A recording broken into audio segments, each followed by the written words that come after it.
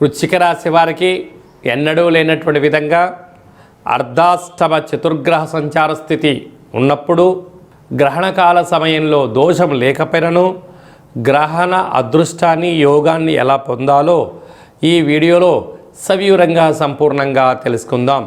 రాశాధిపతి కుజ భగవానుడు, వీరికి చతుర్గ్రహ సంచార స్థితి 4వ స్థానంలో. చూడండి ఎలా ఉందో, 4 గ్రహాలు 4వ స్థానంలో. అర్ధాష్టమ అంటారు.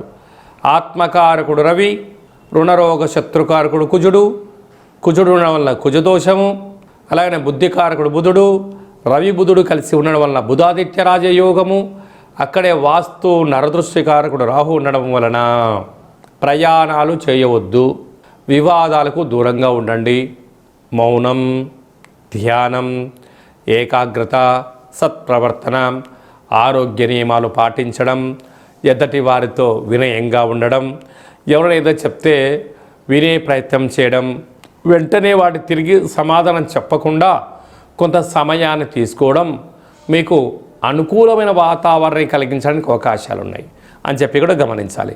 పంచమ స్థానంలో శుక్ర భగవానుడు, శని భగవానుడు సంచారం చేయడం వలన నూతనంగా వివాహం అయిన వారికి సంతాన యోగము, పిల్లల యొక్క చదువులు, పిల్లల యొక్క అభివృద్ధి, ఉన్నతమైన స్థితిగతులు పొందబోతారు. అదే కాకుండా అష్టమంలో గురు సంచార స్థితి, వక్రగమన సంచార స్థితిలో ఉన్నప్పుడు వృత్తులలో, ఉద్యోగాలలో, వ్యాపారాలలో స్వల్పమైన ఆటంకాలు కనపడుతూ ఉంటాయి. కొందరు శత్రువులు మిమ్మల్ని ఎగతాళి చేయడం కానీ, వెటకారం చేయడం కానీ, మిమ్మల్ని సతాయించాలి కానీ అని చూస్తూ ఉంటారు. దీనివల్ల ఎప్పుడు ఉద్యోగంలో ఏమి జరుగుతుందో అన్నటువంటి పరిస్థితి ఉంటుంది. ఇది తాత్కాలికమే అని చెప్పి మీరు గమనించగలగాలి.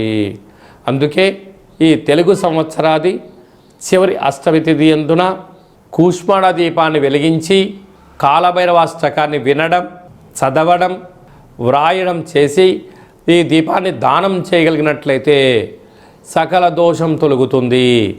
అలాగనే రాజ్యస్థానంలో కేతు సంచార స్థితి ఉన్నప్పుడు అక్కడే పుబ్బా నక్షత్రంలో చంద్రగ్రహణం కూడా జరుగుతుంది.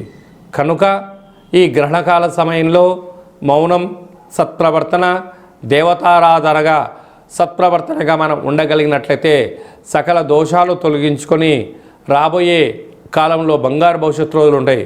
గ్రహణ ప్రార్థకాల సమయంలో పట్టుస్థానము అయిన తర్వాత విడుపు స్నానం చేసి శివాలయం దర్శించి శక్తి కలిగినట్లయితే రుద్రాభిషేకం చేసుకోగలిగినట్లయితే